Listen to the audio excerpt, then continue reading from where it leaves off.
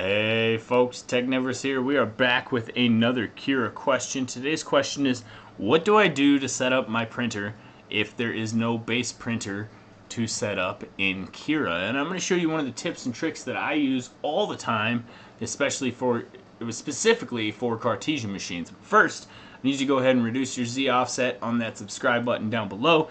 Give that notification bell a good first layer squish so you can get notified every time we post new videos. I do a lot of Cura videos, I do a lot of Cura Questions videos, and I cover pretty much every new version. In fact, the version you're going to be seeing today is the Cura 5.5 beta, which will be out soon in full release, and I will obviously be doing an in-depth video on the new features in Cura 5.5, but for now, go ahead and check out this video on Cura 5.5 beta, which is a brief introduction to some of the new additions to this version. So we're going to go ahead and jump right into this here, and what I want to do is go to Settings, Printer, and Manage Printers. You can also go to Add Printer there, but we're going to go to the Add New button here just so you can kind of see how it works. And what I'm going to do is I'm going to grab a non-Ultimaker printer.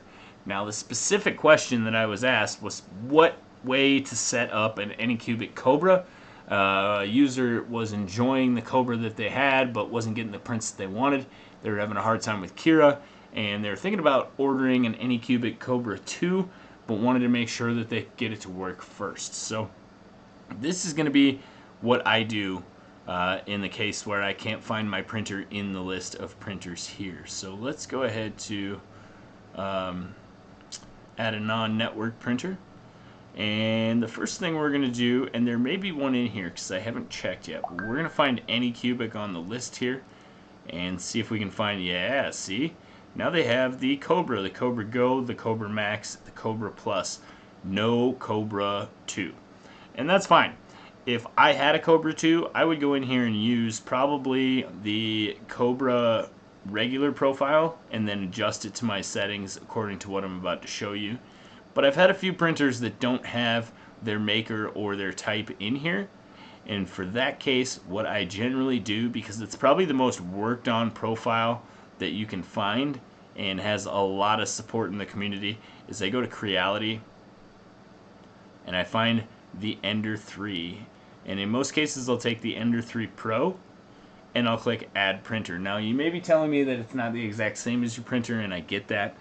In most cases, no matter what profile you choose, you're going to want to adjust your E-steps and do a lot of other minor adjustments to improve your quality slowly over several prints, depending on what you choose. And that's true even if you find your printer on the list.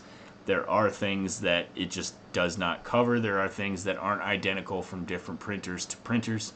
And the Ender 3 Pro is basically a all-around generic profile. So if I go ahead and hit Add, here, maybe. There we go. Now, I have my printers. Let's go to the Creality Ender 3 Pro. We're going to go to Machine Settings. And in here, you can find some printer-specific settings. Now, if you change these, it will no longer be specific to that Ender 3. You can adjust the width, the depth, and the height. That is the XYZ in these boxes right here. And that will help you set up a larger build size, if that is the case. It is also possible to get some calipers and measure the distance between the tip of your nozzle to the gantry and replace this number here. So there are a few adjustments that have to be made on a per printer basis, but this is my basic go-to for printing on a machine that does not have a profile. I basically just steal the profile from the Ender 3, then I tweak it from there. This is usually a really good starting point, and it may seem simple or like a stupid trick, but trust me, it works. And that is basically the gist of this video. Once you set in your size parameters, you can go ahead and do a test print and see how the machine is working.